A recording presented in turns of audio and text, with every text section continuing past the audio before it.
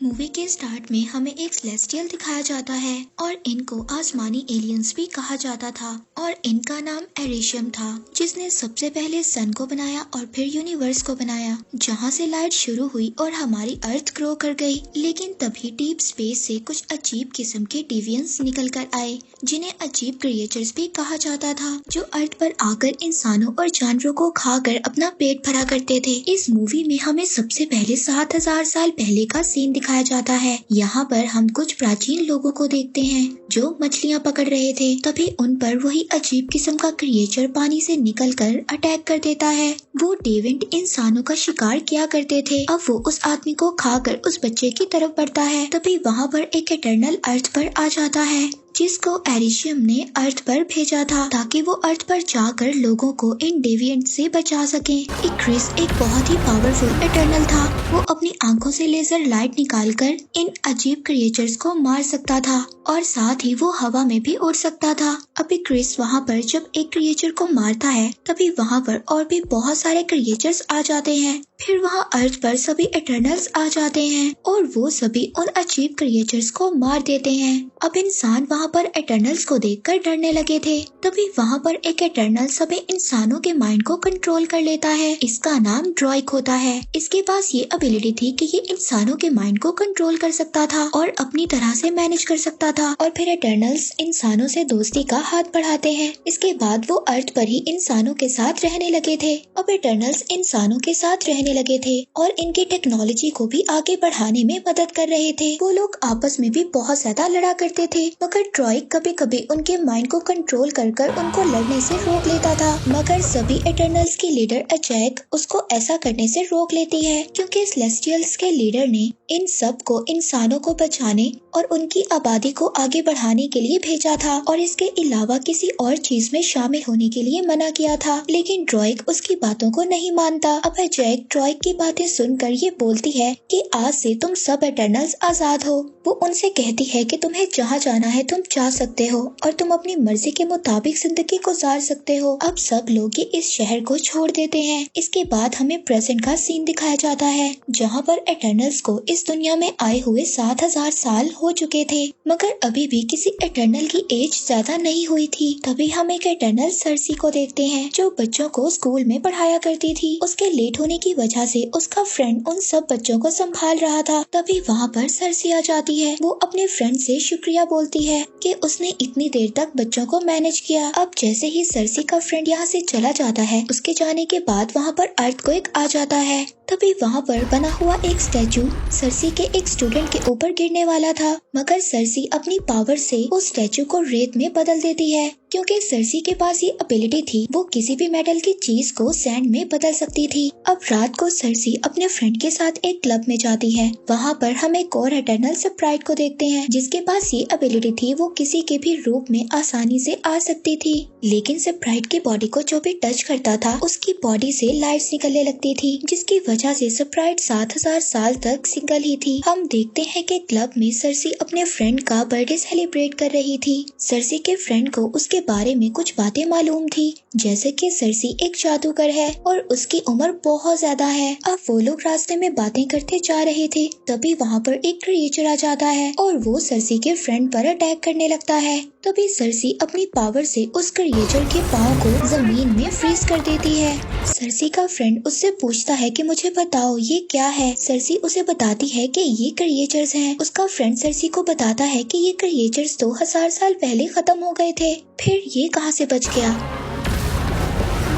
अब वो क्रिएचर अपने आप को सैंड से छुड़ाकर वहाँ से भाग जाता है। फिर सर्सी और स्प्राइट उस क्रिएचर का पीछा करने लगते हैं। सर्सी का फ्रेंड भी सर्सी की तरह जंप करने की कोशिश करता है, लेकिन उससे ऐसा नहीं हो पाता। अब सर्सी उस क्रिएचर को डिस्ट्रैक्ट करने की कोशिश करती है, लेकिन वो क्रिएचर डिस्ट्रैक्ट नहीं होता और वो स्प्राइट पर अटैक कर देता है। तभी वहाँ पर एक क्रिस आकर उस क्रिएचर को इंजर्ड कर देता है, लेकिन वो देखते हैं कि वो क्रिएचर खुद को हील करने की एबिलिटी रखता था और ऐसी पावर्स इटर्नल के लीडर एजेक के ही पास थी।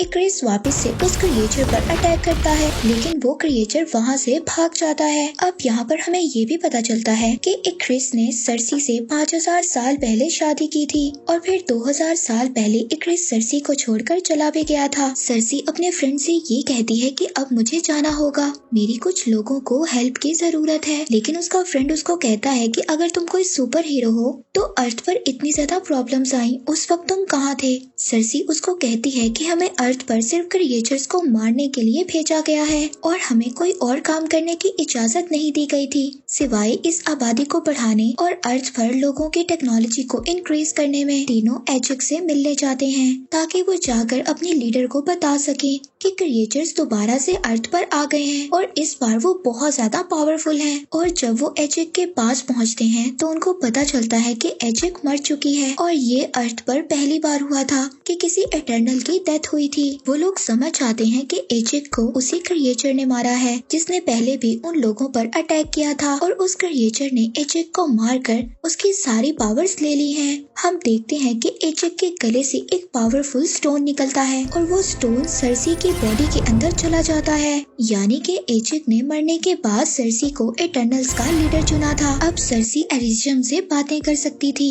अब ये लोग अपनी टीम को इकट्ठा करने का फैसला करते हैं ताकि वो एक बार फिर से सभी इटर्नल्स मिलकर उन क्रिएचर्स को मार सके। अब वो सबसे पहले किंगो के पास जाते हैं। किंगो के पास ये एबिलिटी थी कि वो अपनी फिंगर से छोटी छोटी आग की गोलियों को निकाल सकता था। अब किंगो एक सुपरस्टार बन चुका था और उसने बहुत ज्यादा मूवीज भी की थी। अब वो किंगो को अपने साथ आने का कहते हैं। वो कहता है कि मुझे बहुत ज्यादा काम है और मैंने बहुत ज्यादा मूवीज को साइन भी किया है। जब किंगो अपने लीडर का सुनता है कि वो मर चुकी है तो किंगो ये सुनकर बहुत ज्यादा उदास हो जाता है और फिर वो अपने मैनेजर के कहने पर जाने के लिए तैयार हो जाता है। अब वो लोग किंगो के प्राइवेट प्लेन से ऑस्ट्रेलिया जाते हैं जहाँ पर उनके 2 और इटर्नल्स रहते थे। और वो लोग जब वहाँ पर पहुँचते हैं तो देखते हैं कि एक बहुत बड़ा क्रिएचर मरा हुआ है। किंगो का मैनेजर उसको कहता है कि ये क्रिएचर्स तो बहुत खूबसूरत हुआ करते थे। किंगो अपने मैनेजर को कहता है कि क्या तुम्हारा दिमाग खराब है, ये बदबूदार सड़ा हुआ क्रिएचर तुम्हें किस एंगल से खूबसूरत लगता है। अब वो यहाँ पर अपने एक और मेंबर से मिलते हैं जिसका नाम गिलगमेश था। वो उनसे पूछता है कि क्या तुम मेरा केक ट्राई करोगे। जब ये लोग इसको एजेक के मरने की खबर सुनाते हैं तो ये बहुत ज्यादा उदास हो जाता है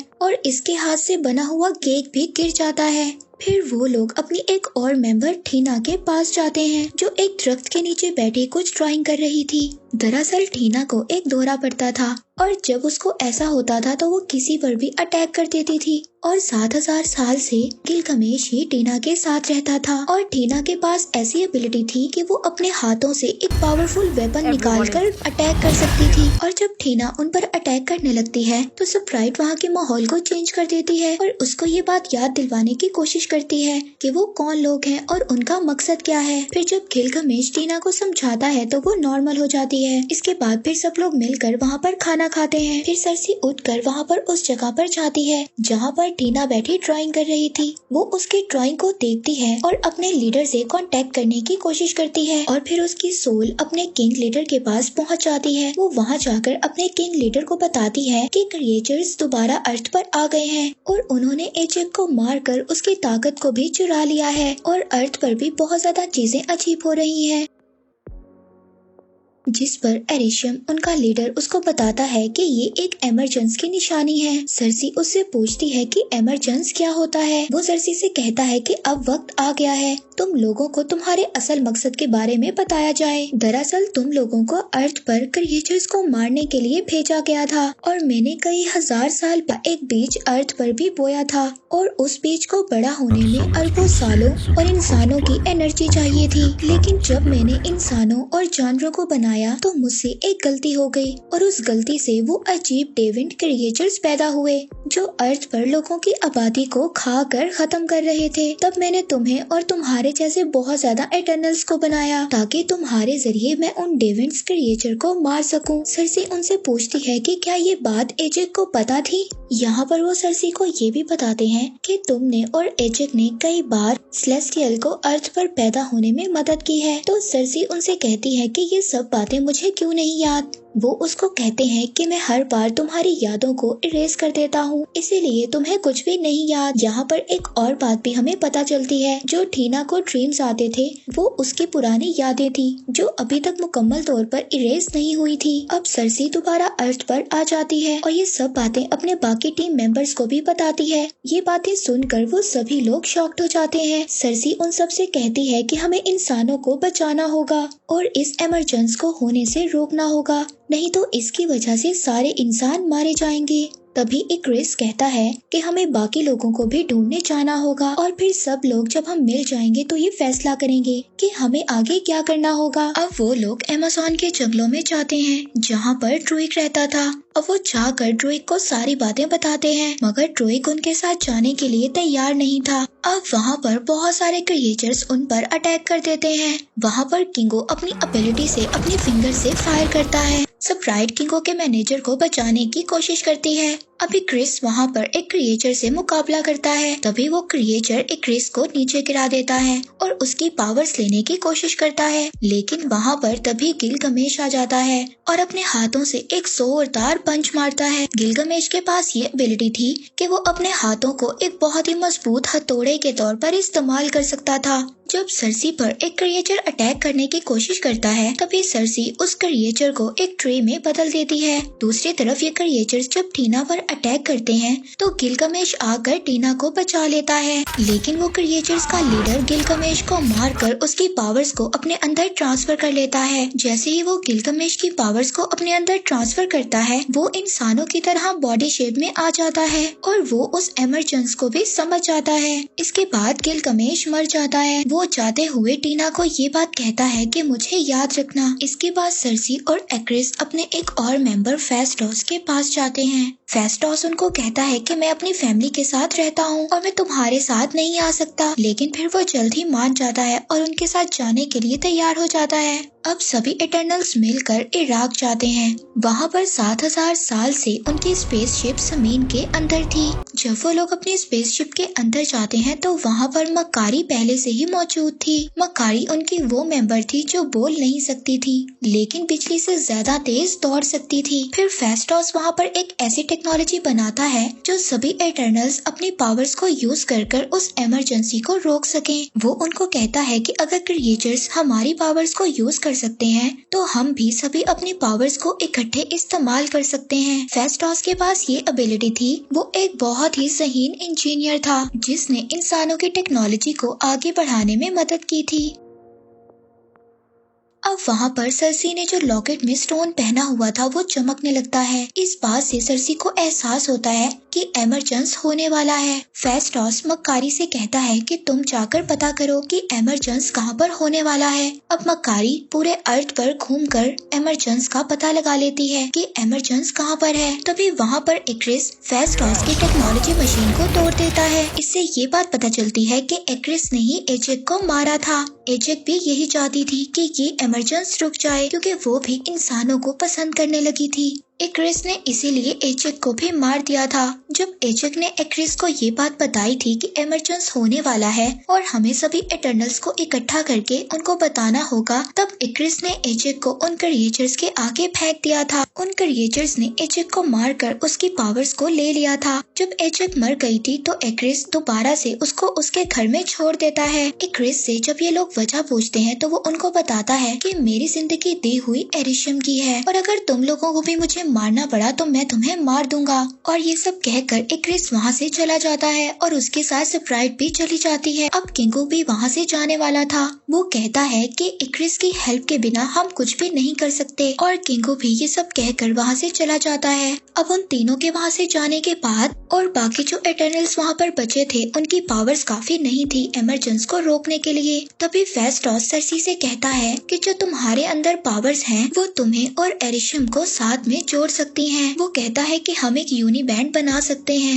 जिससे वो इमरजेंसी रुक जाएगा। अब वो सरसी का स्टोन लेकर उससे एक बैंड तैयार करता है और फिर वो लोग अपने स्पेसशिप को लेकर उस जगह पर पहुंच जाते हैं जहां पर इमरजेंसी स्टार्ट होने वाला था। वहां पर इक्रिस और स्प्राइट दोनों एमरजेंस को होते हुए देख रहे थे। तभी वहाँ पर बाकी इटर्नल्स भी आ जाते हैं उस एमरजेंस को रोकने के लिए। उस एमरजेंस से एक बहुत ही बड़ा सेलेस्टियल जो दुनिया के लिए बहुत ज्यादा खतरनाक था निकलने वाला था। अब वो लोग वहाँ पर अपने अपने बैंड को कनेक्ट करते हैं ताकि वो अपने पावर्स को यूज कर उस एमरजेंस को रोक सके। वहाँ पर इक्रिस ड्रूइग को उठाकर पीछे फेंक देता है। ये सब देखकर मक्कारी बहुत ज्यादा चीखती चिल्लाती है और वो एक्रिस को इतना ज्यादा मारती है कि एक्रिस ने 7000 साल में इतनी ज्यादा मार नहीं खाई होगी। वहाँ पर सर्सी फेस्टोस से कहती है कि मैं इस एमरजेंस को अकेले रोकने की कोशिश करती हूँ। फेस्टोस कहता है ठीक है, तुम इसे रोकने की कोशिश करो, हम एक्रिस को रोकने की कोशिश करते हैं। अब बाकी के एटर्नल्स एक्रिस के साथ मुकाबला करते हैं। अब वहाँ पर क्रिएचर्स का लीडर भी आ जाता है। मक्कारी उसके इर्द गिर्द एक बहुत ही बड़ा सर्कल बना देती है, लेकिन वो मक्कारी को पकड़ लेता है और उसकी पावर्स लेने की कोशिश करता है। तभी फेस्टोस उस पर अटैक करता है, जिससे वो क्रिएचर मक्कारी को दूर फेंक देता है और खुद पहाड़ों के अंदर एक गुफा में जाकर गिर जाता है। फिर फेस्टोस एक्रिस को अपनी टेक्नोलॉजी से बांध देता है। दूसरी तरफ सर्सी जब एमरजेंस को रोक रही होती है, वहाँ पर स्प्राइट आकर एक चाकू से उस पर स्टैब कर देती है और कहती है कि मुझे इंसानों की जान नहीं बचानी। मैं 7000 साल से अर्थ पर हूँ, मुझे ये कभी भी नहीं पता चला कि प्यार क्या होता है और फैमिली किसे कहते हैं। तभी ड्रूइग वहाँ पर आ जाता है और स्प्राइट के सर पर अटैक कर देता है। दूसरी तरफ हम ठीना को देखते हैं, जिसको पास्ट की बातें परेशान कर रही थी और वो डेविन क्रिएचर गिलगमेश बनकर उसकी पावर्स लेने की कोशिश कर रहा था। लेकिन तभी टीना को होश आ जाता है। वो अपनी पावर से एक बहुत ही खतरनाक वेपन्स पैदा करती है और तभी उस क्रिएचर के टुकड़े कर देती है। हम देखते हैं कि एमरजेंस शुरू हो गया था और आहिस्ता आहिस्ता सेलेस्टियल के हाथ बाहर आने वाले थे। सर्सी अपनी पावर से उस सेलेस्टियल को रोकने की कोशिश कर रही थी। तभी एक्रिस भी छूट जाता है और सर्सी को मारने के लिए चला जाता है, मगर तभी उसको सर्सी के साथ बिताए हुए मोमेंट्स याद आने लगते हैं और फिर एक्रिस भी उनके साथ मिलकर उस एमरजेंस को रोकने में उनकी मदद करता है। अब एमरजेंस रुक जाती है और वो सेलेस्टियल और वो कयामत सेलेस्टियल पैदा होने से पहले ही मर जाता है और फिर एक्रिस आखिरी बार सर्सी को देखता है और खुद को सूरज में ले जाकर गुम कर देता है। दूसरी तरफ मक्कारी जब ड्रूइग को देखती है तो वो बहुत ज्यादा खुश होती है और उसको गले लगा लेती है। दूसरी तरफ सर्सी स्प्राइट से कहती है कि अभी भी सेलेस्टियल्स की पावर मेरे अंदर मौजूद है, अगर तुम चाहो तो मैं तुम्हें ठीक कर सकती हूँ, लेकिन फिर तुम इंसान बन जाओगी और एक दिन मर जाओगी। जिस पर स्प्राइट कहती है कि हाँ मैं तैयार हूँ। इसके बाद वो लोग फेस्टोस के घर डिनर करने जाते हैं और अब स्प्राइट स्कूल में एडमिशन ले लेती है। इसके बाद सर्सी अपने फ्रेंड से मिलती है। वो उसको कहता है कि मैं तुम्हें कब से बताना चाह रहा हूँ, मैं इस अर्थ का नहीं हूँ। तभी आसमान पर एक पोर्टल ओपन होता है। एरिशम सर्सी के साथ साथ बाकी एटर्नल्स को अपने पास वापस बुला लेते हैं और कहते हैं कि तुमने इंसानों को बचाने के लिए सेलेस्टियल का कत्ल किया है, लेकिन अभी मैं तुम्हें माफ कर रहा हूँ और अब मैं चाह रहा हूँ जब मैं वापस आऊंगा तब मैं अपना फैसला सुनाऊंगा कि तुम लोगों के साथ क्या करना है। और इसी के साथ ही मूवी यहीं पर एंड हो जाती है।